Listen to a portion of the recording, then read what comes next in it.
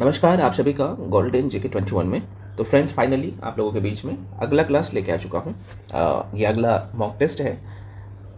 और जिस तरह से जो है अब बिहार के जो भी एग्ज़ाम है, चाहे बीपीएससी की बात कर लो या बिहार दरोगा या बीएसएससी, कल जो आप देखे होंगे बिहार एसआई का मेंस का पेपर है ना, एग्ज़ाम हुआ है, उसमें क्वेश्चन का लेवल आप लोग देख लिए हैं। तो भाई अब सभी एग्ज़ाम में ये चीज़ें कह सकते हो कि आपको देखने को मिलेगा। इसलिए आप क्या करिए, अच्छे से तैयार करिए सारे सेक्शन को, है ना। और हम आपको जो क्वेश्चन करवा रहे हैं, आप देख ही रहे हैं कि सारे क्वेश्चन जो है, मैक्सिमम क्वेश्चन स्टेटमेंट बेस्ड रहते हैं। क्वेश्चन में बहुत मेहनत किया गया आप लोगों के लिए, और यही कारण है कि भाई ऐसे वाले लोग भी बहुत अच्छे फील कर रहे हैं जो लोग यहाँ से पढ़े थे, और आपको दिया गया था पहले से कि भाई आप स्टेटमेंट बेस्ड क्वेश्चन करके जाओ, टॉपिक को अच्छा से क्लियर करके जाओ, है ना। तो खैर कोई बात नहीं। इसलिए 72वीं बीपीएससी वाले आप लोगों के लिए जो ये सीरीज़ लेके आएंगे, पूरा सीरीज़ को कंप्लीट करिए, है ना।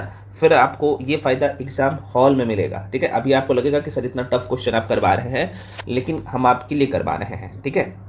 चलिए बढ़ते हैं क्वेश्चन की तरफ। अच्छा, कुछ लोग बोलते हैं सर एनसीईआरटी, भाई इसमें एनसीईआरटी ऑलरेडी इंक्लूड है। तो ये सीरीज़ हम आपको डेली लेके आएंगे आप लोगों के बीच में, और इसका बुकलेट टेलीग्राम पे दिया जाता है, जाके जुड़ जाइएगा, है ना। ये वाला टेस्ट का ऑलरेडी शेयर कर दिया गया है टेलीग्राम पे, है ना। तो चलिए बढ़ते हैं क्वेश्चन की तरफ। और इससे पहले वाला टेस्ट नहीं दिए हैं, जाके दीजिए, प्रिंट आउट करवा के मल्टीपल टाइम रिवीजन भी कर लीजिएगा। और फुल लेंथ टेस्ट जो हम आपको करवा रहे हैं वो सप्ताह में 3 करवाते हैं। ये मिनी टेस्ट है, तो ये जो टेस्ट नंबर दूसरा, इसमें पॉलिटी, हिस्ट्री और बिहार स्पेशल के क्वेश्चन आपको देखने को मिलेगा, ठीक है। और वही क्वेश्चन लिया गया है जो आपके पेपर में डायरेक्टली दिखेगा सेम टॉपिक से, है ना। और सारे सेक्शन को अच्छे से तैयार करिए। पहला क्वेश्चन ये रहा आपके सामने। क्वेश्चन कह रहा है यहाँ पे कि धार्मिक स्वतंत्रता का अधिकार के प्रावधान के अंतर्गत सम्मिलित है। उसमें क्या क्या सम्मिलित है? तो जैसे ही धार्मिक स्वतंत्रता का नाम लेते हैं तो आपके दिमाग में चलना चाहिए कि अच्छा, ये आर्टिकल 25 के बारे में बात कर रहा है। अब देखिए, ये 4 स्टेटमेंट है, डरना नहीं है ना। इसलिए मैं कह रहा हूँ ये प्रैक्टिस आपको हम डेली करवाएंगे, एकदम बोनाफाइड बना देंगे। एग्जाम में आप बेहतर करके आइएगा, ठीक है। तो और इसे एक बार खुद से भी प्रैक्टिस कर लीजिएगा, प्रिंट आउट करवा के अपने पास रखिएगा। सारे क्वेश्चन, सारे टॉपिक यहाँ से कवर करवा देंगे हम आपको टेस्ट के थ्रू भी, ठीक है। तो पहला स्टेटमेंट कह रहा है कि धर्म प्रचार करने का अधिकार जो है, क्या ये सही है? तो बिल्कुल है, आप सबको पता होना चाहिए। हम आपको बताए हैं कि धार्मिक स्वतंत्रता का अधिकार मौलिक अधिकार है, और इसके जो है क्या क्या प्रावधान है, इसमें धर्म प्रचार करने का अधिकार है, और क्या है, राज्यों को समाज सुधारक विधि निर्माण करने का, है ना, आर्टिकल 25 कहता है आपको। और क्या है भाई, सिखों को कृपाण जो है धारण करने एवं रखने का अधिकार है, ठीक है। तो इसका मतलब पहला वाला तो सही है, दूसरा में क्या है, सिखों को कृपाण धारण करने का और रखने का अधिकार, ये भी सही है। तीसरा क्या कह रहा है कि राज्यों को समाज सुधारक विधि का निर्माण का अधिकार है, ये भी बिल्कुल सही है। और चौथा ऑप्शन गलत है। चौथा ऑप्शन में क्या बोल दिया कि धार्मिक निकायों के लोगों को धर्म परिवर्तन कराने का, एक शब्द बोल दिया है, धर्म परिवर्तन कराने का अधिकार, ये मौलिक अधिकार है, जो कि ये मौलिक अधिकार नहीं है, बिल्कुल ये गलत है, ठीक है ना। तो ध्यान रखना। तो तीनों स्टेटमेंट सही, आर्टिकल 25 ध्यान रखिएगा। तो राइट आंसर क्या हो जाएगा भाई? ए इज द राइट आंसर। तो ध्यान रखिएगा, एक बार मैं पुनः रिपीट कर दे रहा हूँ। अनुच्छेद 25 कहता है, आर्टिकल 25 कहता है ना, भारतीय संविधान के अनुच्छेद 25 कहता है कि धार्मिक स्वतंत्रता का अधिकार जो है भारत के सभी नागरिकों को प्राप्त है। इसके अंतर्गत प्रत्येक व्यक्ति को अपनी अंतरात्मा के अनुसार किसी भी धर्म को मानने का, उसका पालन करने का और उसका प्रचार करने की स्वतंत्रता है। हाँ, एक चीज़ ध्यान रखना, इसमें जबरन धर्म परिवर्तन शामिल नहीं है, और यही चीज़ आपको यहाँ पे दिया था, तो गलती मत करिएगा। देखिए, एम लक्ष्मीकांत का जो है, कुछ लोग बोल रहे थे सर एम लक्ष्मीकांत का जो आप शॉर्ट नोट्स दिए हैं वो कहाँ पे मिलेगा? भाई ये नोट्स आपके बैच में दिया गया है। टोटल अभी वर्तमान में जो है कितने मौलिक अधिकार है। और सबसे बड़ी बात ये ध्यान रखना कि मूल अधिकार भारतीय संविधान के कौन से भाग में है? तो भाग 3 में है, और अनुच्छेद 12 से 35 में है। ये एम लक्ष्मीकांत की जो बुक है इंडियन पॉलिटी की, वहाँ से सारी चीज़ें आपके लिए तैयार किया गया है ना। इसमें क्या क्या प्रावधान है मेंशन कर दिया गया, ठीक है ना। राज्य का क्या दायित्व है। अब यहाँ पे देखिएगा, मूल अधिकार अभी वर्तमान में जो है कितने हैं? 6 है। एक तो समता और समानता का अधिकार, स्वतंत्रता का अधिकार, शोषण के विरोध अधिकार, और अनुच्छेद भी लिखा गया है ना। उसके बाद यहाँ पे चौथा है धार्मिक स्वतंत्रता का अधिकार, जो कि अनुच्छेद 25 से लेकर 28 तक है। संस्कृति एवं शिक्षा संबंधी अधिकार, ये अनुच्छेद 29 से 30 है। और छठा है संपत्ति का अधिकार, है ना, जो कि पहले मूल अधिकार में था, इसे अब हटा दिया गया है ना, अनुच्छेद 31A, है ना। और ये 19 आपको पता होना चाहिए, बहुत पूछता है। इसे अब संपत्ति के अधिकार में, सॉरी, इसे मौलिक अधिकार से हटा करके जो है ये कानूनी अधिकार में रखा गया, आपको पता होना चाहिए। उसके बाद यहाँ पे ये जो है 7वें नंबर का संवैधानिक उपचारों का अधिकार अनुच्छेद 32 में है। तो ये रटा हुआ होना चाहिए, जो कि आपको मेंस में भी लिखना हो, क्योंकि इस टॉपिक से क्वेश्चन आता है, तो ये आपको पता ना होता, तो ये रट लीजिएगा, ठीक है। और यहाँ पे मेंशन भी कर दिया अनुच्छेद 19 का क्लॉज 1 का 6 और 31 और अनुच्छेद 31 में संपत्ति, ये जो कि संपत्ति का अधिकार था जो कि मौलिक अधिकार में आता था, इसे अब हटा करके आप सबको पता है कि 44 नंबर का संविधान संशोधन हुआ था 1978 में। तो 44 नंबर के संविधान संशोधन करके अब जो है अनुच्छेद 300 ए में या 300 के कॉम में रखकर कानूनी अधिकार में रखा गया है ना, और ये भाग 12 में रखा गया है। वेरी वेरी इंपॉर्टेंट लाइन है, सब एक बार सरसरी निगाहों से देख। अनुच्छेद 12 को ही आपको देखना है। 13 के बारे में भी अभी यूपीएससी का जो पेपर हुआ था, इसलिए मैं कह रहा हूँ कि एम लक्ष्मीकांत पॉलिटी का तोड़ नहीं है, और ये लाइन जो आप लोगों को दिया गया इसी लाइन से क्वेश्चन था, जाकर देखिएगा, है ना, सारी चीज़ें आपको दिखेगी। तो आपका दायित्व बनता है कि ये सारी चीज़ें अच्छे से करना पड़ेगा, एग्जाम क्लियर करना है तो, है ना। ये देख सकते हो अनुच्छेद 14 है, 15 है, आपको यहाँ पे दिखेगा 15 का जो बहुत पूछता है ना, 15 का क्लोज 4 का यहाँ पे भर भर के क्वेश्चन आता है, ध्यान से देखिएगा। ये 18 है, 19 है, मैं थोड़ा सा दिखाता हूँ 25, ये सब एक बार पढ़ लीजिएगा, है ना। 21 भी बहुत पूछता है, इसमें क्या क्या शामिल है। और ये मैं पुनः करूँ, ये एम लक्ष्मीकांत का नोट्स है, आप लोग को दिया जा चुका है, तो एक बार पढ़िएगा। आप देखो अनुच्छेद 25 में देखो साफ साफ मेंशन किया गया, यहाँ पे आपको दिखेगा, है ना, कि भाई 25 में साफ साफ कहा गया कि अनुच्छेद 25 जो है प्रत्येक व्यक्ति को अपने अंतःकरण के अनुसार जो है किसी भी धर्म को अबाध रूप से मनाने का या मानने का आचरण करने तथा प्रचार करने की स्वतंत्रता है। और यहाँ पे देखो इस लाइन से भी प्रश्न ऑलरेडी पूछा गया है ना। तो इस स्वतंत्रता के अधिकार पर लोक व्यवस्था, कदाचार एवं स्वास्थ्य के आधार पर प्रतिबंध लगाया जा सकता है। ठीक है, तो ये भी बहुत इंपॉर्टेंट लाइन है, अगर ये लाइन देख के पूछा जाए तो गलती करिएगा, है ना। कृपान धारण करने का अधिकार जो सिख लोगों को है, आप सबको पता है, ये ऑलरेडी मेंशन किया है। तो एक बार मेरा ये मोटिव है कि आप कर ले इसको अच्छे से, ठीक है। तो लास्ट टाइम में रिवीजन करना पड़ेगा, नहीं कोई चारा है, रिवीजन मल्टीपल टाइम करना पड़ेगा और अच्छे लेवल के क्वेश्चन को। चलो अगला प्रश्न है, नीचे उच्चतम न्यायालय को मौलिक, उच्चतम है ये, है ना, ये सुप्रीम कोर्ट का बात हो रहा है।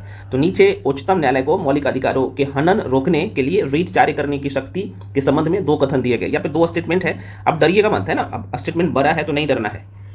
अब क्या कह रहा है, कह रहा है कि उच्चतम न्यायालय को यह शक्ति प्रदत्त है कि वह बंदी प्रत्यक्षीकरण, आप पढ़े होंगे, है ना, आर्टिकल 32 को, है ना। तो बंदी प्रत्यक्षीकरण, परमादेश, प्रतिषेध, अधिकार परीक्षा और उत्प्रेषण, ये 5 रीट जारी करने का अधिकार किसको है? तो आप कहिएगा सर यह जो है सुप्रीम कोर्ट का है, उच्चतम न्यायालय को है ना। तो कह रहे कि रीट जो मूल अधिकार को लागू करने के लिए समुचित हो, है ना, तो उस रीट का प्रयोग कर सकता है, बिल्कुल कर सकता है। तो क्या है भाई, ये सही है? तो आप कहिएगा हाँ ये बिल्कुल सही है, ठीक है। दूसरा स्टेटमेंट क्या कह रहा है, कह रहा है कि संसद को अधिकार है, संसद को, संसद में कौन कौन होगा? तो आप कहिएगा सर संसद में जो है लोकसभा आता है, प्लस राज्यसभा आता है और प्लस राष्ट्रपति, है ना, आप पढ़े होंगे। तो संसद को अधिकार है कि वह कानून बनाकर किसी अन्य न्यायालय को अपनी आधिकारिक स्थानीय सीमाओं के भीतर उच्चतम न्यायालय की दी गई इन शक्तियों का प्रयोग कर सकती है। और ये भी क्या है, बिल्कुल सही है। तो दोनों स्टेटमेंट क्या है भाई, दोनों का दोनों स्टेटमेंट सही है, D is the right answer. देखो भाई, और यहाँ पे ये रीट के बारे में हर एक बुक में नहीं मिलेगा, ये क्योंकि हो सकता है कोई लुसेंट पढ़ रहे होंगे तो डेप्थ में नहीं मिलेगा, इसलिए मैं कह रहा हूँ कि अब लक्ष्मीकांत पढ़ो या फिर उनका नोट्स अगर कहीं से मिल जाता है उसको करो, ठीक है। क्योंकि पॉलिटी का 15 क्वेश्चन आ रहा है आपके पेपर में, मैं बीपीएससी का बात कर रहा हूँ, तो 15 से 17 क्वेश्चन। देखो अनुच्छेद 32 के अंतर्गत जो है 5 प्रकार के रीट जारी करने का अधिकार है सुप्रीम कोर्ट को। कौन कौन सा है भाई? बंदी प्रत्यक्षीकरण। बंदी प्रत्यक्षीकरण क्या होता है, इसका अर्थ क्या होता है, यहाँ पे एकदम आसान शब्दों में लिखा गया है ना। परमादेश देख सकते हो, प्रतिषेध, है ना, उसका यहाँ पे उत्प्रेषण और अधिकार परीक्षा, इसका काम क्या होता है, बहुत कार्य से। अब देखिए यहाँ पे अनुच्छेद 32 में मैं पुनः कर रहा हूँ, सेम टू सेम जो है एम लक्ष्मीकांत का लाइन लिखा गया है। कह रहा है कि अनुच्छेद 32 जो कि संवैधानिक उपचारों का अधिकार है इसमें, तो संविधान की आत्मा इसे कहा है, किसने कहा है? तो भाई डॉक्टर भीमराव अम्बेडकर के द्वारा कहा गया था।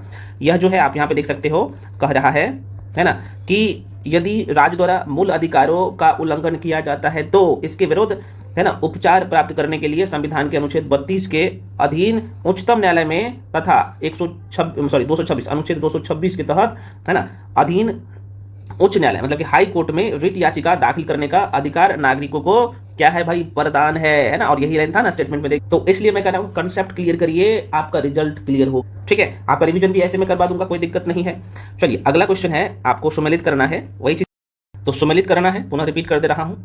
तो पहला क्या है भाई, वही चीज़ आ गया, बंदी प्रत्यक्षीकरण है, परमादेश है, प्रतिषेध है, इसका मतलब क्या हुआ, वही चीज़ आपसे पूछ दिया है ना। उसके बाद यहाँ पे उत्प्रेषण है, अधिकार परीक्षा है, ठीक है, मिलान करना है। आइए करते हैं भाई। तो बंदी प्रत्यक्षीकरण देखो, इसके बारे में आप यहीं पे समझ लीजिए, आज के बाद गलती मत करिएगा, ठीक है ना, पूरा पॉलिटी का रिवीजन हो जाएगा ऐसे। तो बंदी प्रत्यक्षीकरण आप सबको पता है कि यह एक लैटिन भाषा शब्द है, जिसका मतलब ही होता है आपके सामने शरीर को प्रस्तुत किया जाए। यह एक कानूनी रीत है जिसके द्वारा किसी भी व्यक्ति को गैर कानूनी ढंग से हिरासत में लिए जाने पर उसे न्यायालय के समक्ष पेश करने का निर्देश दिया जाता है, ताकि न्यायालय उसकी हिरासत की वैधता का जांच करे, है ना। तो सशरीर क्या होगा भाई, हमें शरीर चाहिए, इसका मतलब ये होगा ना, यहाँ पर लिख देता हूँ, हमें व्यक्ति चाहिए, है ना, शरीर चाहिए। और आपके ऑप्शन में है, यहाँ पे देख लेते हैं, यहाँ पे तो नहीं है, चलो यहाँ पे होगा, है ना, यहाँ पे हमें शरीर चाहिए, तो मतलब 1 का 4 हो जाएगा। और ऐसे क्वेश्चन जो आता है ना, तो आपका पूरा टॉपिक पर कमांड हो जाता है, तो 1 का यहाँ पे 4 कर लीजिए, है ना, 1 का 4 हो जाएगा। परमादेश क्या होता है भाई? तो परमादेश, दोबारा सुनिए, परमादेश जो है यहाँ पे क्या कहता है, तो यह सरकारी अधिकारी या निचली अदालत को उनको जो है ना काम करने का आदेश देता है ना, तो ये आदेश देगा, तो ये हमें आदेश देता है, ठीक है। तो एक दूसरा का 3 हो जाएगा राइट आंसर। प्रतिषेध क्या होता है? तो यह उत्प्रेषण का लगभग उल्टा है। उत्प्रेषण जो अभी हम आपको बताएंगे, यह एक कह सकते हो कि उच्च अदालत द्वारा निचली अदालत को किसी मामले पर जो है विचार करने से रोकने के लिए जारी किया जाता है, ठीक है। और प्रतिषेध तो सीधे तौर पे बोल सकते हो कि अधीनस्थ न्यायालय का जो है यहाँ पे ऑप्शन में एक है लेख, ये जो है यहाँ पे आपको दिखेगा, तो 5 हो जाएगा, तो इसका 5 कर लीजिए, इसका 5 हो जाएगा, 5 वाला जो ऑप्शन है। उत्प्रेषण क्या होता है मेरे भाई? उत्प्रेषण इसके द्वारा उच्च न्यायालय किसी निचली अदालत या प्राधिकरण से किसी मामले का जो है यहाँ पे रिकॉर्ड मंगवा सकती है ताकि उसकी जांच कर सके, ठीक है। तो उत्प्रेषण का तो पूर्णतः सूचित कीजिए, कहाँ पे लिखा हुआ है? यहाँ पे लिखा हुआ ना, तो मतलब क्या 4 का 1 हो जाएगा, यहाँ पे 4 का 1 कर लीजिए, 4 का 1। और अधिकार परीक्षा जो कि आप लोग देख ही लिए अभी, अधिकार परीक्षा का अर्थ होता है किस अधिकार से, दोबारा सुनिए, किस अधिकार से यह तब जारी होता है, या कह सकते हो अधिकार परीक्षा तब जारी होता है जब कोई व्यक्ति किसी सार्वजनिक पद पर कार्य कर रहा है और उसके अधिकार पर सवाल उठाता है ना, तब जारी किया जाता है अधिकार परीक्षा। नाम से ही पता चल रहा होगा। तो किस अधिकार से, तो किस अधिकार से ऑप्शन में था आप लोगों का, है ना, यहाँ पे दूसरा हो जाएगा। तो कोई दिक्कत नहीं है, आप इसका जो आंसर टिक कर लीजिएगा, सी इज द राइट आंसर हो जाएगा। और ऐसे क्वेश्चन बड़ी आसान होता है, एक ऑप्शन पकड़ लेते हैं तो आप आंसर तक पहुंच जाते हैं, ठीक है। चलिए अगला क्वेश्चन है फ्रेंड्स, निम्नलिखित में से फिर से आपको सही मिलान करना है। क्वेश्चन देख के डरना नहीं है ना, इसमें भी जो है आपको मिलान करना है। आप वही चीज़ आ गई ना डायरेक्टली, मौलिक अधिकार वाला, ठीक है, मौलिक अधिकार वाला क्वेश्चन, है ना। तो संस्कृति और शिक्षा का अधिकार अनुच्छेद कहाँ से कहाँ तक है, ये पूछ दिया है, आपको ध्यान में रखिएगा। तो आप कहिएगा सर संस्कृति और शिक्षा संबंधी अधिकार जो है अनुच्छेद 29 से 30 में हम आपको बताए थे ना, तो अनुच्छेद 29 से 30 किधर है, यहाँ पे से टिक कर लीजिएगा, 1 का 4 कर लीजिएगा। संवैधानिक उपचारों का अधिकार अनुच्छेद 32 अभी आपने पढ़ा है ना, बिल्कुल पढ़ा है। शोषण के विरुद्ध अधिकार तो किस में है, शोषण के विरुद्ध अधिकार कौन से अनुच्छेद में है, तो आप कहेगा अनुच्छेद 23 से 24 के बीच में है शोषण के विरुद्ध अधिकार, यहाँ पे देख सकते हो। और समानता का अधिकार कौन से अनुच्छेद में है, तो भाई देखो अनुच्छेद 14 से 18 में है। तो देखो ये रट लीजिएगा, है ना, डायरेक्टली प्रश्न पूछता है और पूछ दिया है, तो इसका जो राइट आंसर हो जाएगा क्या हो जाएगा, डी कर लीजिएगा, ठीक है, D is the right answer. चलो अगला क्वेश्चन है, मूल अधिकार से संबंधित निम्नलिखित निर्णयों का सही कालानुक्रमित चुनना है, ठीक है। बहुत अच्छा क्वेश्चन है और ऐसे क्वेश्चन पूछता है बीपीएससी बार बार। तो डायरेक्टली आपको ये ध्यान रखना है, गोलकनाथ बनाम पंजाब ये कब लाया गया था, केशवानंद भारती बनाम केरल राज्य कब लाया गया था, है ना। आपको ये क्रम में सजाना था, पहले कौन उसके बाद कौन उसके बाद कौन। तो आपको मैं बता दूं, गोलकनाथ बनाम पंजाब राज्य जो मामला था, केस था, वो कब लाया गया था भाई, तो 1967 का कहानी याद है, नहीं है तो भाई एक बार पढ़ लीजिएगा, पढ़ाया गया है आपको, ठीक है ना। जो एम लक्ष्मीकांत वाला नोट्स जो दिया गया ना उसको देख लीजिएगा, या फिर आप एम लक्ष्मीकांत को पढ़ते हो आप उसी को पढ़िएगा, मैं बार बार कह रहा हूँ, नोट्स नहीं है उसका। तो अरे यार गोलकनाथ बनाम ये हो जाएगा, तो गोलक है ना, गोलकनाथ बनाम पंजाब राज्य जो है, गोलकनाथ बनाम पंजाब राज्य जो है कब आया था भाई, तो 1967 में यहाँ पे हो जाएगा, 1967 टिक करिएगा, ठीक है। केशवानंद भारती बनाम केरल राज्य का जो केस था ये कब लाया गया था, है ना, तो ये 1973 की कहानी है, ठीक है। और मिनर्वा मिल्स बनाम भारत संघ केस जो कितने ईस्वी में है ना, तो ये 1980 में, है ना। और AK गोपाल बनाम मद्रास राज्य परिचर्चा में था, आपको पता होना चाहिए 1950 में, जब देश आज़ाद हुआ था, हमारा संविधान लागू हुआ था उसके जस्ट बाद, है ना, तो ध्यान रखना। तो पहले नंबर पे देखो ये 1950 हो जाएगा, तो पहले नंबर पे यहाँ पे इसको रखना है डी, ठीक है ना, डी आएगा ना पहले। अब डी के बाद कौन आएगा, देखो भाई ये आ जाएगा, है ना, 1967 वाला, है ना, गोलकनाथ बनाम पंजाब राज। देखो दोनों में गलती मत करिएगा, ये गोलकनाथ बनाम पंजाब राज है ना। और यहाँ पे जो आप देख सकते हो AK गोपाल बनाम मद्रास राज है, तो ये पहले आया था, उसके बाद ये आया था, ठीक है। तो डी एक करिएगा, उसके बाद 73 वाला होगा ना, केशवानंद भारती, ये बड़ी पूछता है, तो 1973, तो बी हो जाएगा। उसके बाद मिनर्वा है ना मिल्स बनाम भारत संघ वाला आया था, है ना, तो सी, तो ये राइट आंसर हो जाएगा। तो ये कदम आपको ध्यान रखना है, रट लीजिएगा, ये सब आपको रटना ही पड़ेगा, मेंस में भी काम देगा, क्योंकि आप जब आंसर राइटिंग करेंगे ना तब पता लगेगा कि गुरुजी सही बता रहे थे। आंसर क्या होगा भाई, सी टिक कर लीजिएगा। चलिए अगला क्वेश्चन है आपके सामने, क्वेश्चन कह रहा है कि फिर से निम्नलिखित कथन पे आपको विचार करना है। अनुच्छेद, इसमें देखिएगा तो 3 स्टेटमेंट है, लास्ट में आंसर आपको देना है। तो कह रहा है कि अनुच्छेद 301 संपत्ति का अधिकार से संबंध रखता है, क्या ये सही है, तो भाई ये सही है, नहीं गलत है, क्योंकि ये अनुच्छेद 301 संपत्ति का अधिकार से संबंध नहीं है इसका। अनुच्छेद 301 व्यापार और वाणिज्य और समागमन की स्वतंत्रता से संबंधित है, न कि संपत्ति के अधिकार से, है ना। तो ये थोड़ा सा ध्यान रखना। हाँ, 300 का क करता, 300 का क, तो अब ये संपत्ति का अधिकार में इसे शामिल किया गया है। 44 नंबर का संविधान संशोधन हुआ था ना, तो हम आपको बताए थे ना अभी कि अनुच्छेद 31 और 19 का क्लोज 1 को संपत्ति का अधिकार जो बनाया गया, तो ये 301 में रखा गया है ना, भाग 4 में है। तो ये ध्यान रखिएगा, ये गलत है।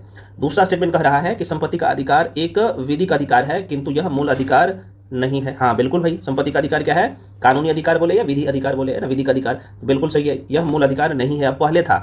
ठीक है, तो ये क्या हो जाएगा भाई? सही हो जाएगा। अच्छा, 3 स्टेटमेंट है, तीसरा भी है, कोई दिक्कत नहीं है। अगला है कि भारत के संविधान में अनुच्छेद 300 को उस समय केंद्र में कांग्रेस सरकार द्वारा 44वें संविधान संशोधन से अंतः स्थापित किया गया था। तो देखो भाई, ये तो सही बोल रहा है, लेकिन उस समय केंद्र में ना वो जनता पार्टी था, कांग्रेस का सरकार नहीं था। ठीक है, तो ये कांग्रेस का सरकार नहीं था। यहाँ पे अगर जनता पार्टी रहता ना, जनता पार्टी का सरकार था, तो जनता पार्टी के सरकार के द्वारा ऐसा किया गया था, है ना। तो बिल्कुल सही, कांग्रेस नहीं रहता, जनता पार्टी रहता तो सही हो जाता था, ये गलत था। तो सिर्फ दूसरा वाला सही हो जाएगा, ठीक ना। चलिए अगला प्रश्न है कि उन मौलिक अधिकारों का चयन करें जो भारतीय नागरिकों को प्राप्त है, परंतु क्या है भाई, गैर नागरिकों को प्राप्त नहीं है। उस मौलिक अधिकार को आपको चयन करना। तो यहाँ से फिर से वही चीज आ गया। भारतीय संविधान के भाग 3 में मौलिक अधिकार है, अनुच्छेद 12 से कहाँ तक? 35 तक मौलिक अधिकार का प्रावधान है भाई, है ना। अब फिर से 4 स्टेटमेंट दिया गया, ये पहला है, दूसरा, तीसरा, चौथा, 4 स्टेटमेंट है। तो कह रहा है यहाँ पे आप देखिएगा, तो भाषण और अभिव्यक्ति की स्वतंत्रता जो है, तो ये भारतीयों को प्राप्त है, सिर्फ भारतीय लोगों को प्राप्त है भाषण और अभिव्यक्ति की स्वतंत्रता। देखो भाई, यहाँ पे अलग से लिख दिया गया आप लोगों के लिए। देखो यहाँ पे एम लक्ष्मीकांत का जो नोट्स है, मूल अधिकार को 2 वर्गों में बांटा गया है। एक तो भारतीय को जो प्राप्त है वो, दूसरा जो है विदेशी लोगों को प्राप्त है वो भी, है ना। तो ये जो है अनुच्छेद 15, 16, 19, है ना, 29 और 30 केवल भारतीय को प्राप्त है, केवल भारत के नागरिक को प्राप्त है।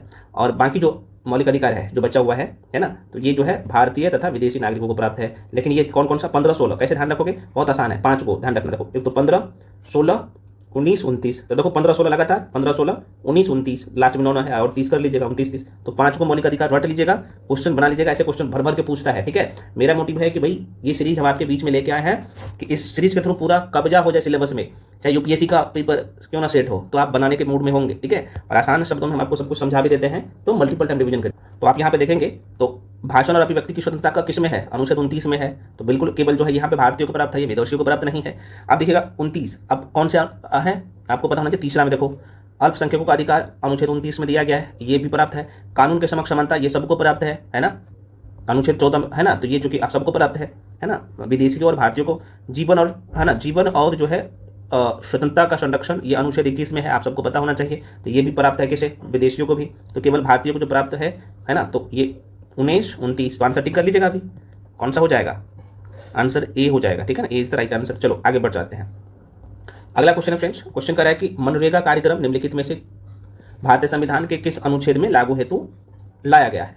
तो ये तो आसान क्वेश्चन है भाई, है ना। तो अनुच्छेद 43, है ना।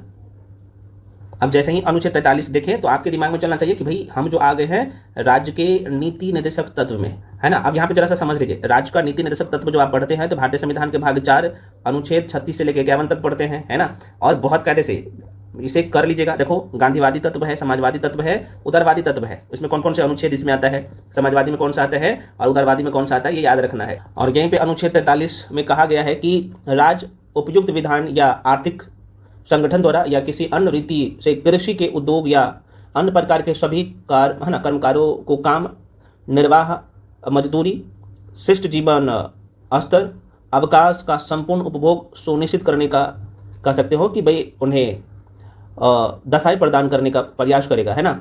और मनरेगा आप सबको पता है कि राज्य के इन्हीं संवैधानिक लक्ष्यों की जो है कह सकते हो पूर्ति की दिशा में एक महत्वपूर्ण कार्यक्रम है। तो अनुच्छेद क्या हो जाएगा भाई? 43, ध्यान रखना। तो ये प्रश्न पूछ लेता है। चलो आगे बढ़ जाते हैं भाई, अगले प्रश्न पर बढ़ते हैं। अगला प्रश्न है 42वें संविधान संशोधन द्वारा, है ना, तो अनुच्छेद के माध्यम से श्रमिकों की उपबंधन में भागीदारी सुनिश्चित की गई है। अब बताइए, अब क्वेश्चन थोड़ा सा चेंज कर दिया तो घबरा नहीं है, अनुच्छेद 43 का ए हो जाएगा। अब जैसे मजदूरी वाला सब आएगा ना, तो आपको ध्यान में रखना है कि 42 नंबर का संविधान संशोधन हुआ था भारतीय संविधान के भाग 4 में। आप सबको पता है कि राज्य के नीति निर्देशक तत्व है, इसमें अनुच्छेद 43 का ए, जिसे 43 का क भी बोलते हैं, तो उसमें जो है आप सबको पता है कि राज्य के किसी उद्योग में लगे हुए उपक्रमों, संस्थानों या अन्य संगठनों के प्रबंधन में जो है कर्मकारों का जो है भाग लेना या सुनिश्चित करने के लिए उपयुक्त जो है कह सकते हो कि उसमें उपबंध किया गया है। तो ये चीज़ें आपके माइंड में चलना चाहिए, ठीक है ना। तो ये ध्यान रखना, इसका डी राइट आंसर हो जाएगा। अगला क्वेश्चन है, संविधान निम्न में से किसके शोषण के विरुद्ध जो है अधिकार स्वीकृत करता है? भाई लो भाई, आप सामने ऑप्शन है, तो जाहिर सी बात है क्या हो जाएगा, बच्चा हो जाएगा, स्त्रियाँ हो जाएगा, है ना, और कह सकते हो जनजातीय और दलित के। तो यहाँ पे ध्यान रखिएगा, संविधान में बच्चों, स्त्रियों एवं जनजातियों के शोषण के विरुद्ध अधिकार को स्वीकृति प्रदान की गई है, जबकि दलित शब्द का संविधान में उल्लेख नहीं है ना, तो दलित शब्द का नहीं होगा, है ना, बाकी ये चलिए। तो ऑप्शन जो है यहाँ पे तीसरा टिक कर लीजिएगा, आसान क्वेश्चन था ये। चलिए अगला प्रश्न है, निम्नलिखित में कौन सा स्वर्ण समिति 1976 के सदस्य रहे हैं? बहुत अच्छा क्वेश्चन है, बहुत पूछता है, स्टेटमेंट है। तो स्वर्ण समिति के सदस्य जो है इसमें से कौन कौन से व्यक्ति रहे थे? तो आप कहिएगा सर ये जाहिर सी बात है 42वें नंबर का संविधान संशोधन याद है ना आपको? बिल्कुल याद है, हमें बताने की जरूरत नहीं है। अब कहिएगा सर 12 जो यहाँ पे, अब देखो क्वेश्चन ऐसा उठपटांग पूछता है यार एग्जाम में, है ना, तो आप सबको पता है स्वर्ण समिति की जो सिफारिश था, आप सबको पता है कि 42 नंबर का संविधान संशोधन 1976 में हुआ था। तो यह सरदार स्वर्ण सिंह समिति की सिफारिश पर जो है आधारित था, और इस समिति में सरदार स्वर्ण सिंह अध्यक्ष थे और कई जो है सदस्य थे, जिसमें कह सकते हो 12 सदस्य थे। तो 12 सदस्य का नाम आपको याद रखने की जरूरत नहीं है, कुछ इंपॉर्टेंट है तो थोड़ा सा माइंड में रखिएगा। तो और इसका सदस्य का जो नाम पूछेगा ना, तो ये कभी चर्चा में रहता है ना, इसलिए कभी कभी पूछ देता है 2-3 लोगों का नाम, तो ध्यान रखना एक नाम जो है, और जो चर्चा में था वही यहाँ पे पूछा भी गया था। हालांकि ये क्वेश्चन हम यूपीएससी के PYQ से उठाए हैं क्वेश्चन, तो आपको यहाँ पे लगेगा। तो एक जो है उस समय चर्चा में जो था AR जो है अंतुले, ये व्यक्ति थे, सदस्य थे, तो 12 सदस्य थे, है ना, तो आपको थोड़ा सा पता होना चाहिए। और यहाँ पे उसके बाद यहाँ पे MS रे, और तीसरा जो व्यक्ति है यहाँ पे आप देख सकते हो CM स्टीफन, तो ध्यान में रखिएगा, ठीक है। अगला क्वेश्चन है फ्रेंड्स, क्वेश्चन कर रहा है कि भारत की प्रभुता, एकता, अखंडता की रक्षा करे, उसे अक्षुण्ण रखे, यह उपबंध किसमें किया गया? तो बहुत अच्छा क्वेश्चन है, और प्रस्तावना तो आपने पढ़ा ही होगा बहुत कायदे से, है ना।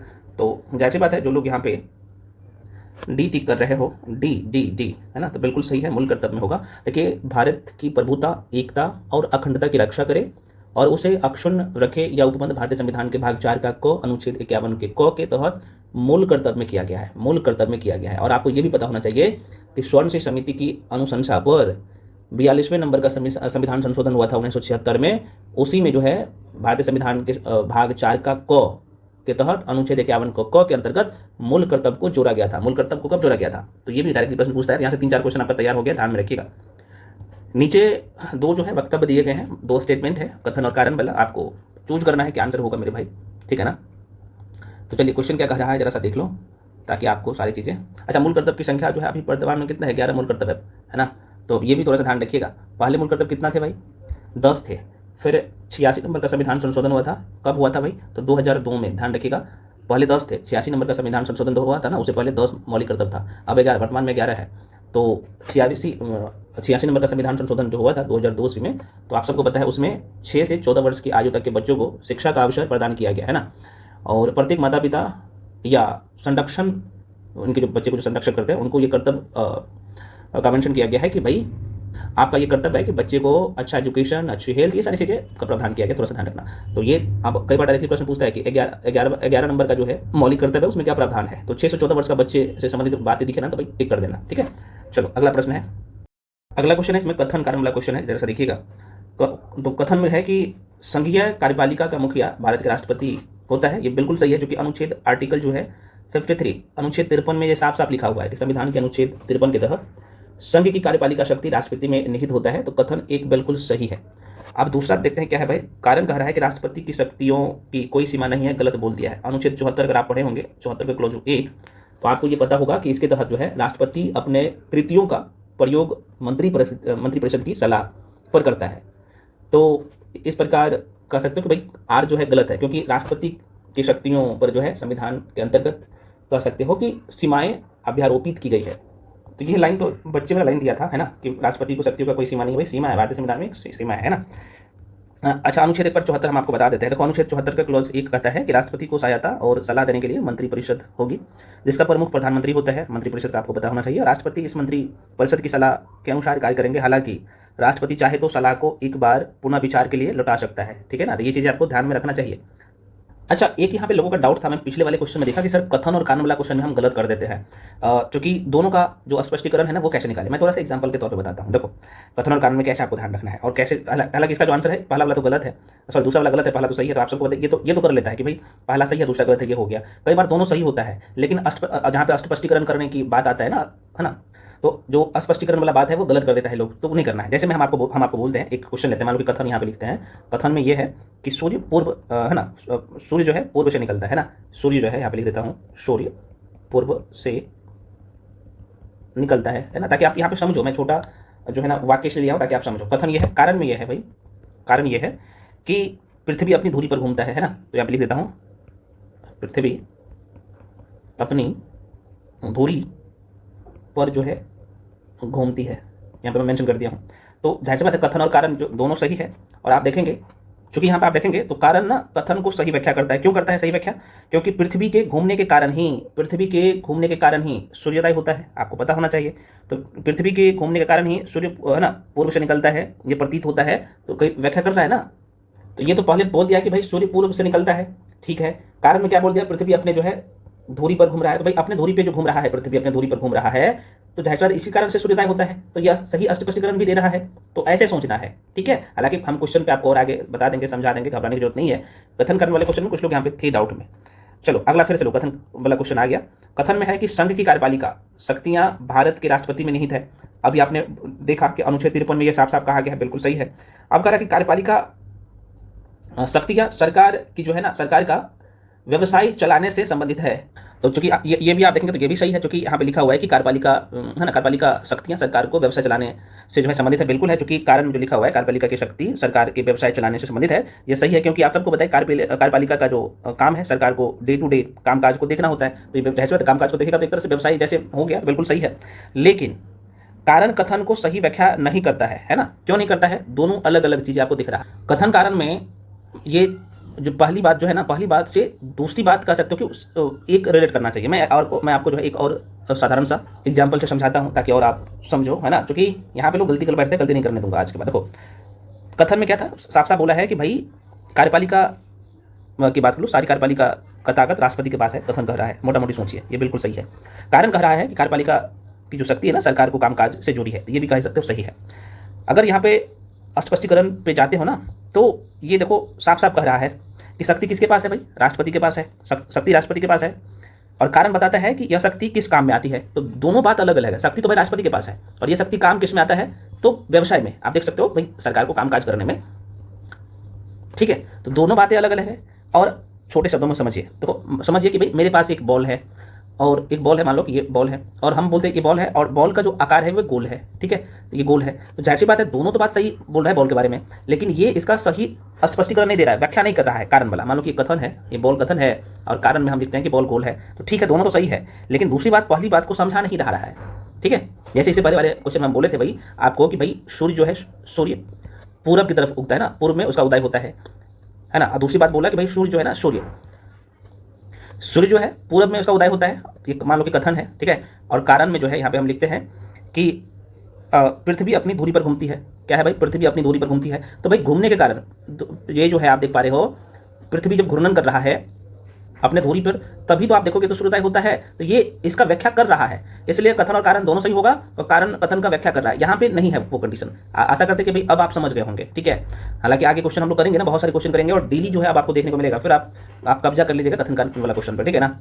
चलो भाई आगे बढ़ जाते हैं। तो ये दोनों सही है, लेकिन यहाँ पे आर और ए और आर दोनों सही है, लेकिन आर जो है सही स्पष्टीकरण नहीं कर रहा है, तो ये आपने समझ लिया, ठीक है। अगला क्वेश्चन है, बहुत अच्छा क्वेश्चन है, इसमें 4 स्टेटमेंट है, कौन कौन सा सही है ये देखना है आपको। तो क्या है भाई, थोड़ा सा मैं जूम कर देता हूँ। देखो ये बड़ा सा क्वेश्चन है ना, तो घबराने की जरूरत नहीं है, बस कंसेप्ट क्लियर हो जाएगा ना भाई आप लोग का। तो जैसे बता आराम से क्वेश्चन बनाइएगा। तो कह रहा है कि राष्ट्रपति के निर्वाचन मंडल के सदस्य होते हैं ना, राष्ट्रपति के चुनाव में कौन कौन से लोग हिस्सा लेता है ये पूछ रहा है।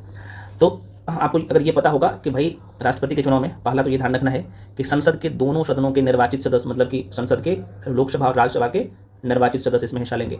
दूसरी बात क्या है कि राज्यों के विधानसभा के निर्वाचित सदस्य है ना, तो निर्वाचित सदस्य विधानसभा के, विधान परिषद नहीं होगा, विधानसभा का होगा। इसमें कुछ राज्य में जैसे केंद्र शासित प्रदेश जो है वहाँ पे भी विधानसभा है, तो वहाँ के सदस्य इसमें हिस्सा लेते हैं। मैं आपको बता ही देता हूँ, आपको पता है जैसे दिल्ली पुदुचेरी है ना, विधानसभा के निर्वाचित सदस्य इसमें हिस्सा लेते हैं। दोबारा सुनिए, हम आपको ये बताए हैं कि राष्ट्रपति के चुनाव में एक विशेष प्रकार की प्रक्रिया के तहत जो है चुने जाते हैं राष्ट्रपति, जिन्हें हम लोग क्या कहते हैं, निर्वाचन मंडल कहते हैं, ठीक है। इनके जो सदस्य बनते हैं ना, संसद के दोनों सदन के लोग, राज्यसभा, लोकसभा और राज्यसभा के निर्वाचित सदस्य, ध्यान रखना जिसे, है ना। दूसरा जो है सभी राज्यों और केंद्र शासित प्रदेशों, जिसमें केंद्र शासित प्रदेश में दिल्ली और पुदुचेरी की जो है विधानसभा के सदस्य इसमें हिस्सा लेते हैं, ध्यान रखना है ना। अब यहाँ पे इस क्वेश्चन में पेंच है। अब कुछ लोगों का मन में क्वेश्चन आएगा कि सर आपने यहाँ पे बोले कि राष्ट्रपति के निर्वाचन में जो है अनुच्छेद 54 के तहत आप सबको पता है कि निर्वाचन होता है। इसके निर्वाचन मंडल में लोकसभा और राज्यसभा के सदस्य शामिल होते हैं और इसमें राज्यों और केंद्र शासित प्रदेश का विधानसभा के सदस्य शामिल होते हैं, जिसमें दिल्ली और पुदुचेरी का सदस्य क्यों सिर्फ शामिल होते हैं। अब जम्मू कश्मीर में तो 2024 में विधानसभा का चुनाव हो गया है, वहाँ पर भी विधानसभा है, तो वहाँ के सदस्य क्यों नहीं भाग लेते हैं। तो भाई इसके पीछे है पेंच। कौन सा पेंच है तो आप सबको पता है, ये है कानूनी पेंच, है ना, संविधान का पेंच है। तो इसके बारे में हम लोग बाद में समझेंगे, क्योंकि इसके लिए भारत के संविधान के अनुच्छेद 54 में संशोधन करना पड़ेगा, है ना, संशोधन करना पड़ेगा। तो अनुच्छेद 54 में संशोधन करके ये मेंशन किया गया है कि दिल्ली पुदुचेरी के सदस्य जो है इसमें भाग लेते हैं, तो अनुच्छेद 54 में जोड़ा गया। तो वैसा ही जम्मू कश्मीर को यहाँ पे जोड़ना पड़ेगा, लेकिन अभी तक नहीं जोड़ा गया, इस कारण से वहाँ के सदस्य भाग नहीं लेते हैं। कुछ और पेंच है जो कि हम लोग डिटेल में कभी चर्चा कर लेंगे इसके बारे में, ठीक है। तो आशा करते हैं कि मोटा मोटी तौर पर ये चीज़ें आपको क्लियर हो गया है, ठीक है। तो आप ऑप्शन जो है छांट लो भाई। तो जैसे बात है, संसद के दोनों सदन के निर्वाचित सदस्य, राज्यसभा और लोकसभा के सदस्य जो है भाग लेंगे, बिल्कुल सही है। दूसरा कह रहा है कि राज्य विधानमंडलों, आप देखो विधानमंडल बोल दिया, नहीं, विधानमंडल में आप देखो विधानसभा और विधान परिषद हो जाता है, तो विधान परिषद का सदस्य इसमें भाग नहीं लेता है, तो ये गलत हो जाएगा। हाँ, विधानसभा रहता है, तो तब यहाँ पे बोले ना विधानमंडल के दोनों सदनों, मतलब कि विधान परिषद और विधानसभा राज्य में होता है, बिहार में विधान परिषद और विधानसभा दोनों है। नहीं, तो यहाँ पे राज्य विधान परिषद के सदस्य हिस्सा नहीं लेता है, ठीक है, क्योंकि सभी राज्य में विधान परिषद नहीं है, यहाँ पे भेदभाव हो जाता है। उसको यहाँ पे तीसरा ऑप्शन है सभी राज्यों की विधानसभा, बिल्कुल ये सही है। और चौथा है कि दिल्ली और पुदुचेरी विधानसभाओं के निर्वाचित सदस्य, ये भी है, तो निर्वाचित सदस्य। तो पहला, तीसरा, चौथा सही है। आंसर कौन सा टिक करिएगा, इधर है भाई, यहाँ पे डी टिक कर लीजिएगा, ठीक है। आशा करते हैं ये क्लियर हो गया होगा। चलो आगे बढ़ते हैं। अगला प्रश्न आपके सामने कह रहा है कि राष्ट्रपति के निर्वाचन में राज्य के मुख्यमंत्री मतदान करने के लिए पात्र नहीं होता है यदि, हाँ ये भी अच्छा क्वेश्चन है, यदि वह राज्य विधानमंडल के उच्च सदन का सदस्य हो। उच्च सदन मतलब वहाँ पे अगर वहाँ के मुख्यमंत्री विधान परिषद का अगर सदस्य रहता है ना, राज्य का विधान परिषद का सदस्य रहता है, तो वो वोट नहीं कर सकता है, विधान है ना। तो क्वेश्चन में पेंच है, तो आंसर क्या होगा, यहाँ पे लो, विधानमंडल का उच्च सदन। आप सबको पता है कि जैसे केंद्र में राज्यसभा जो है उच्च सदन होता है और लोकसभा निम्न सदन होता है, वैसे ही राज्य में विधानसभा जो है विधानसभा निम्न सदन होता है और विधान परिषद जो होता है ना, परिषद, वो होता है उच्च सदन, ठीक है। तो गलती मत करिएगा ऐसे। चलो आगे बढ़ जाते हैं। अगला, तो राष्ट्रपति, एक मिनट क्या हो रहा है भाई, जस्ट वेट। राष्ट्रपति के चुनाव की प्रक्रिया के संबंध में कौन सा कथन सही नहीं है, ये बोल रहा है कि सही कौन सा नहीं है, ठीक है। क्वेश्चन को थोड़ा सा देखिएगा। तो पहला स्टेटमेंट कह रहा है यहाँ पे, पहला ऑप्शन है, कह रहा है कि राष्ट्रपति के चुनाव की प्रक्रिया का प्रावधान है ना, भारतीय संविधान के अनुच्छेद 55 में नहीं था, बिल्कुल सही है। किसी भी उम्मीदवार को नामांकन दाखिल करने के लिए राष्ट्रपति चुनाव के लिए 50 प्रस्तावक और 50 अनुमोदक की जो है हस्ताक्षरित सूची जमा करनी होती है, बिल्कुल ये सही है। और तीसरा कह रहा है कि विधायकों के वोटों का मूल्य अलग अलग राज्यों की जनगणना के आधार पर किया जाता है, जो 1971 की जनगणना के आंकड़ों पर आधारित है। ये सभी का सभी सही है, तो ये वाला गलत हो जाएगा, इनमें से कोई नहीं गलत है, ठीक है। आसान सा क्वेश्चन है। अगला प्रश्न है, जब राष्ट्रपति की मृत्यु, त्यागपत्र या अपने पद से हट जाते हैं, मतलब पद से हटना, या अन्य कारणों से अपने कर्तव्यों को नहीं निभा सकता है, तो उपराष्ट्रपति कितने समय तक जो है राष्ट्रपति के रूप में जो है यहाँ पे कार्य करता है। तो जैसे बात, ये 6 महीने, मैक्सिमम 6 माह तक, ठीक है। राष्ट्रपति लोकसभा को कब भंग कर सकते हैं, बहुत अच्छा क्वेश्चन है ना। और ऐसे क्वेश्चन पूछ लेते हैं, आपको पता है केंद्रीय मंत्रिमंडल के अनुशंसा पर, है ना, संसद में जो चीज़ें हो जाता है, तो यहाँ पे आंसर क्या होगा, सी हो जाएगा। चलो आप थोड़ा सा पढ़ते हैं फास्ट में। अगला प्रश्न है, फिर से नीचे दिए गए वक्तव्यों को आपको भाई देखना है, यहाँ पे कथन है और कारण है। फिर से आ गया वही क्वेश्चन, अब देखो समझो क्वेश्चन को। कह रहे कि राष्ट्रपति संसद का भाग है, तो ये तो बिल्कुल यहाँ पे सही बोल दिया कि हाँ बिल्कुल संसद का भाग है, ठीक है। कारण कह रहा है कि संसद दोनों सदनों द्वारा पारित विधेयक बिना, दोबारा सुनिए, संसद के दोनों सदनों द्वारा पारित विधेयक बिना राष्ट्रपति की स्वीकृति का कानून नहीं बन सकता। हाँ बिल्कुल, ये जो कि इससे मैच कर रहा है, साफ साफ कह रहा है कि संसद में दोनों सदन, राज्यसभा और लोकसभा से अगर कोई विधेयक आता है, दोनों जगह से पारित होता है, तो राष्ट्रपति का भी क्या करना, हस्ताक्षर करना जरूरी है। जब तक राष्ट्रपति इस पर स्वीकृति नहीं देते हैं, तब यह कानून नहीं बन सकता है। तो बिल्कुल ये सही कर रहा है, दोनों एक दूसरे से रिलेट कर रहा है। तो ये क्या है, कथन और कारण दोनों सही है, और ये जो है ना, ये आर को सही स्पष्टीकरण भी दे रहा है, तो इसलिए आंसर क्या होगा, ए। चलिए अब जो है बिहार स्पेशल का क्वेश्चन दिखेगा आप लोगों को, ये खटाखट बनाइए। कह रहा है कि बिहार में बरौनी रिफाइनरी किसके सहयोग से बनाया गया है, तो अच्छा क्वेश्चन है और आसान सा क्वेश्चन है।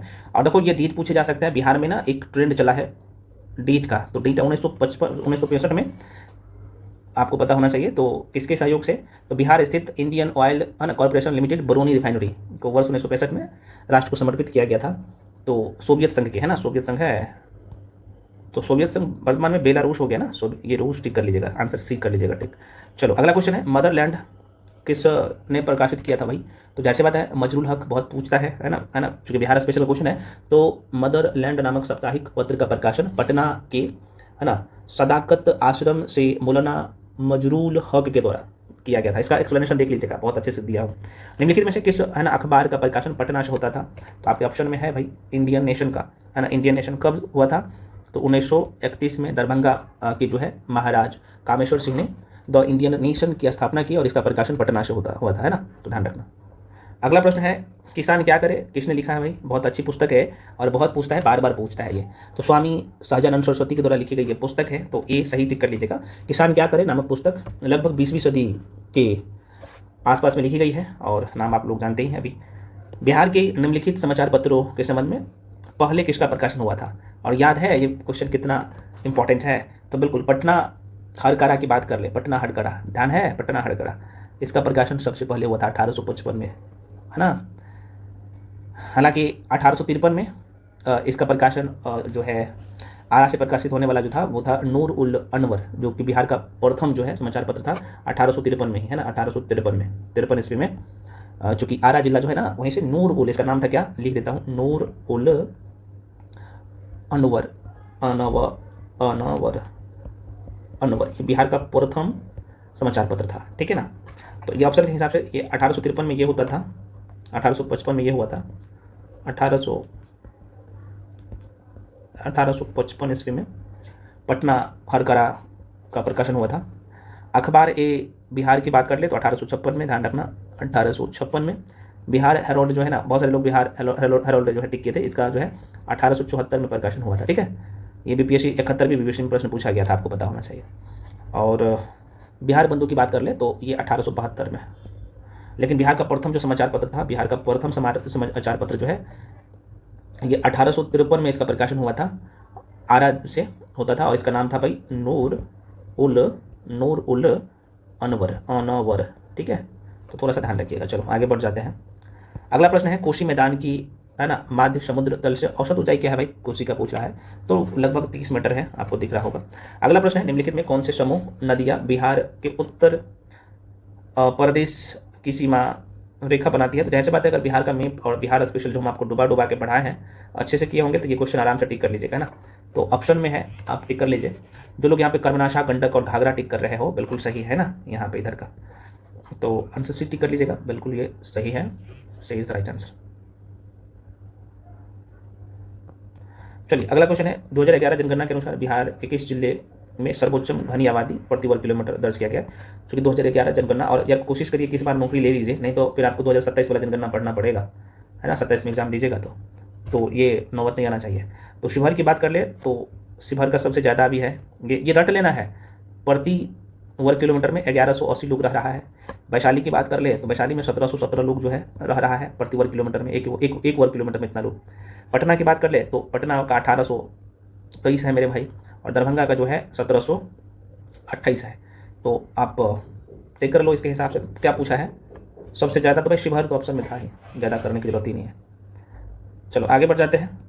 बिहार के मिशन दक्ष, बहुत इंपॉर्टेंट है, का प्रथम उद्देश्य क्या है भाई? तो ये ग्रेड स्तरीय है और ये भी 71st बीपीएससी में प्रश्न पूछा गया था, करंट अफेयर्स का क्वेश्चन बोल सकते हो इसे। तो ग्रेड है ना स्तरीय दक्षाओं तक पहुंच के लिए पिछड़ने वाले छात्रों के लिए जो है व्यक्तिगत सलाह का प्रदान किया गया है, आपको पता होना चाहिए। तो ये ऑप्शन यहाँ पे होगा, सी वाला टिक कर लीजिएगा। ये कहे उत्तर बिहार किसके लिए प्रसिद्ध है? बाढ़ के लिए प्रसिद्ध है, कई बार प्रश्न पूछा गया है। उत्तरी बिहार का लगभग कितना? तो 73.63% बाढ़ से प्रभावित है, देख सकते हो, बाढ़ से इतना % एरिया। चलो अगला प्रश्न है कोपेन की वर्गीकरण योजना के अनुसार उत्तर बिहार और क्वेश्चन है कि कोपेन वर्गीकरण योजना के अनुसार उत्तर प्रदेश और बिहार के किस प्रकार के जलवायु प्रदेश में आता है? अच्छा ये बोल रहा है उत्तर प्रदेश। कोपेन के वर्गीकरण योजना के अनुसार उत्तर प्रदेश और बिहार के, अच्छा ये इस वाला हिस्सा की बात कर रहा है, थोड़ा सा ध्यान रखिएगा, बहुत पूछता है। और मैपिंग देखो यहाँ पे कितना, उत्तर प्रदेश इधर है, आपको पता होना चाहिए। तो उत्तर प्रदेश और बिहार का इधर का बात कर रहा है, तो इसे कौन से कैटेगरी में रखा गया है? CWG, ठीक है। देखो मेरे भाई, आपको बिहार स्पेशल इतने कायदे से पढ़ाया गया है ना, अगर अच्छा से करते ना एक भी क्वेश्चन आपसे नहीं छूटेगा। बिहार के जलवायु सब कुछ देख सकते हो, इतना अच्छे से पढ़ाया गया है देख सकते हो उत्तरी बिहार। और सबसे बड़ी बात है कि डिटेल में लिखा गया है, जो कि आपको एक बुक में नहीं दिखेगा ये डेटा, इसके बाहर क्वेश्चन जाता ही नहीं है, ठीक। तो गलती मत करिएगा एग्जाम हॉल में क्वेश्चन को, तो CWG टिक कर लीजिएगा। अगला प्रश्न, बिहार के प्रथम गैर कांग्रेसी मुख्यमंत्री कौन था भाई, ये पूछ रहा है। तो बिल्कुल ये महामाया प्रसाद सिन्हा, आप सबको पता होना चाहिए। और अगर मैं इसकी बात कर लूँ तो बिहार के प्रथम गैर कांग्रेसी थे, ये जन क्रांति दल के नेता थे। और इनका जो समय काल था आप सबको मैं बता दूँ, ये 5 मार्च 1967 से लेके जनवरी 1968 तक जो है बिहार के CM रहे हैं, मुख्यमंत्री रहे हैं, ठीक है। अगला प्रश्न है, 1934 में बनी बिहार सोशलिस्ट पार्टी के जो सचिव थे कौन थे, ये पूछ रहा है। जयप्रकाश नारायण सोशलिस्ट पार्टी का है ना। नेक्स्ट है, इनमें किस महिला ने जो है बिहार में नमक सत्याग्रह में सक्रिय रूप से भाग लिए। अच्छा क्वेश्चन है, और हालांकि इसका जो आंसर एक ऑप्शन भी है, एक से अधिक, है ना, जो कि 2023 में ये प्रश्न पूछा गया है। बहुत अच्छा क्वेश्चन है, इसलिए ये प्रश्न उठाया हूँ।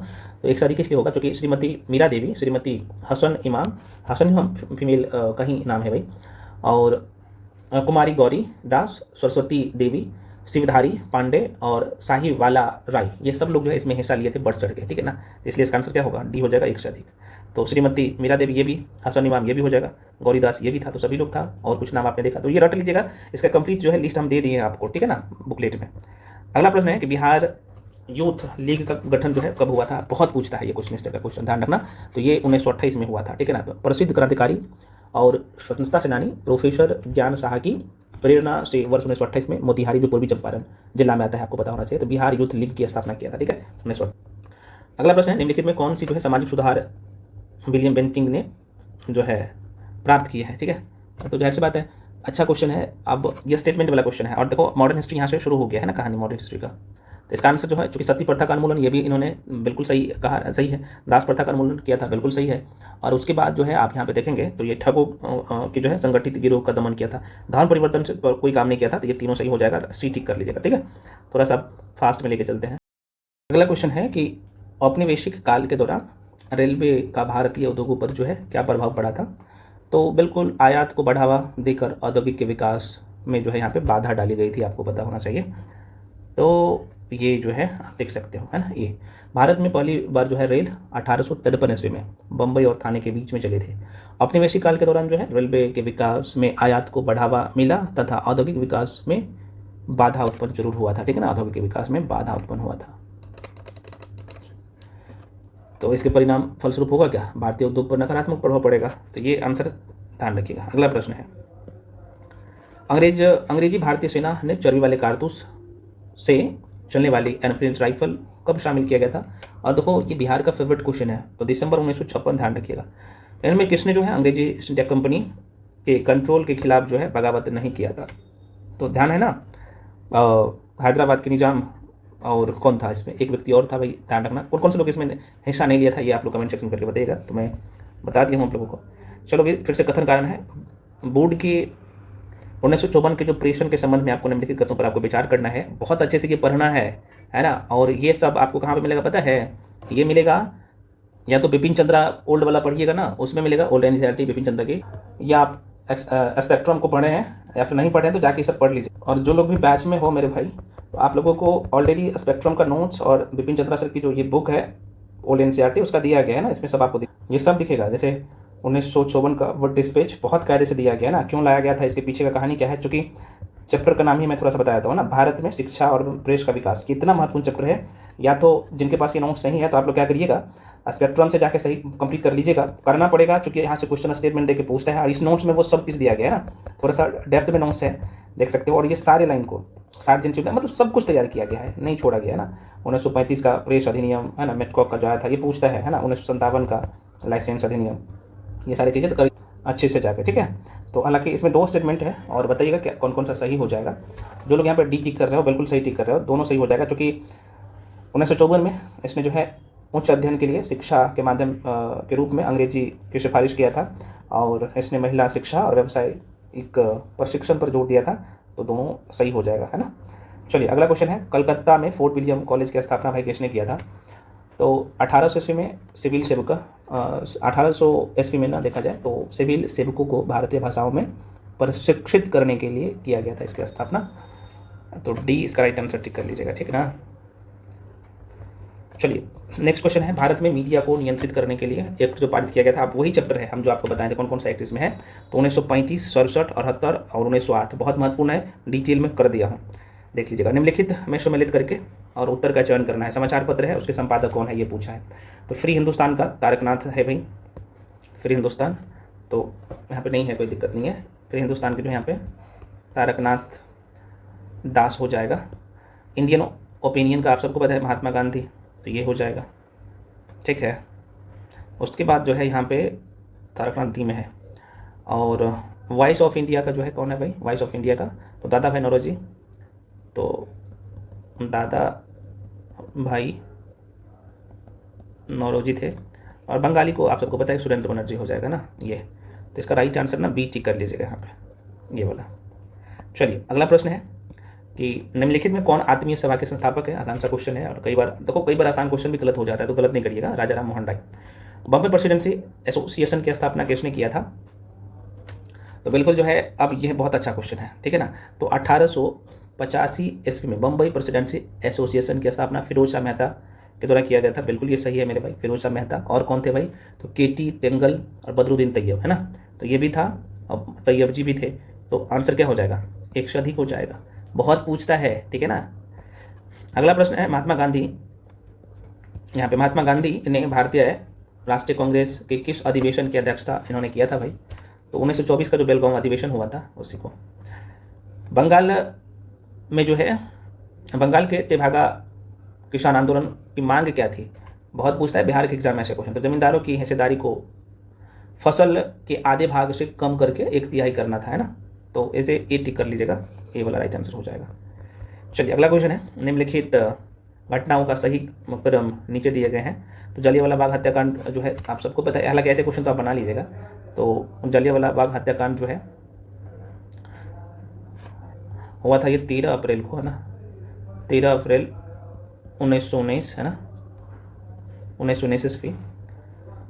डॉक्टर सत्यपाल की जो बंदी बनाया गया था, आप सबको पता ही होना चाहिए, है ना। सत्यपाल और डॉक्टर सत्यपाल और सैफुद्दीन किचलू को, है ना। तो ये 9 अप्रैल को, है ना, इससे पहले 9 अप्रैल 1919 को। और 1919 का अमृतसर का कांग्रेस अधिवेशन जो हुआ था, तो ये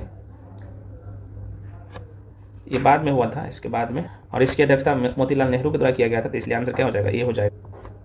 अगला क्वेश्चन है, खिलाफत आंदोलन के जो है मुख्य उद्देश्य निम्नलिखित में कौन से थे। खिलाफत आंदोलन का, ठीक है। तो खिलाफत आंदोलन का जो मुख्य उद्देश्य था मेरे भाई,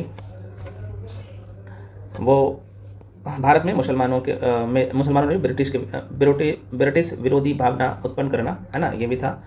और ये वाला देखिएगा, ऑटोमन साम्राज्य की रक्षा और खिलाफत के रक्षण, ये दोनों हो जाएगा। तो इसे 4 टिक कर लीजिएगा। लास्ट क्वेश्चन है कि कांग्रेस ने खिलाफत आंदोलन का समर्थन किया, मुख्यतः कब किया था, ये पूछ रहा है। मुख्यतः जो किया था ये खलीफा का पुनः जो स्थापना के लिए, है ना, खलीफा की पुनः स्थापना के लिए और मुसलमानों की सहानुभूति प्राप्त करने के लिए। तो कहीं ना कहीं ये दोनों फैक्टर सही दिख रहा है, तो इसे 8 टिक कर लीजिएगा, ठीक ना। तो थोड़ा सा लास्ट में मैं फास्ट में जरूर करवाया हूँ, हालांकि सारे क्वेश्चन तो फास्ट में करवाया हूँ, डेप्थ में क्वेश्चन था। और डेली जो है 2 से 3 सब्जेक्ट, किसी में 4 सब्जेक्ट का रहेगा, और हम आपको पूरे सिलेबस करवा देंगे कंप्लीट, ठीक है ना। और ये कंटिन्यू चलेगा, आपके एग्जाम तक चलेगा डेली। तो जाकर टेलीग्राम ज्वाइन कर लीजिए और इसका PDF को प्रिंट आउट करवा लीजिए, ठीक है। बाकी जो लोग भी 72 BPSC का प्रीलिम्स का बैच ज्वाइन करना चाहते हैं तो आप इसे ज्वाइन कर सकते हैं। कंप्लीट सीरीज आपको मिल जाएगा, कंप्लीट क्लास, सारे सेक्शन का हैंड रिटन नोट्स और उतना ही वीडियो जितना आप आराम से कवर कर सकते हैं। तो इसका फी अभी मात्र 999 कर दिया गया है। इसमें आपको सब कुछ, current affairs, each and everything सब कुछ मिलेगा, Bihar special history, polity, geography को। जो लोग भी ज्वाइन करना चाहते हैं इस बैच को, इसी नंबर पे 7319924130 पे आपको पेमेंट करके भेजना होता है। उसका स्क्रीनशॉट करके इसी नंबर पर भेजिएगा। उसके बाद आपको बैच में जोड़ दिया जाएगा। चूँकि ये कॉलिंग नंबर भी यही है, पेमेंट का नंबर भी यही है, व्हाट्सअप नंबर भी यही है, ठीक है। तो आप ज्वाइन कर सकते हैं। जो भी इन्फॉर्मेशन चाहिए कोर्स से रिगार्डिंग आप इसी नंबर पर कॉल करके इन्फॉर्मेशन भी दे सकते हैं। मिलते हैं फ्रेंड्स अगले वीडियो में, तब तक के लिए जय हिंद।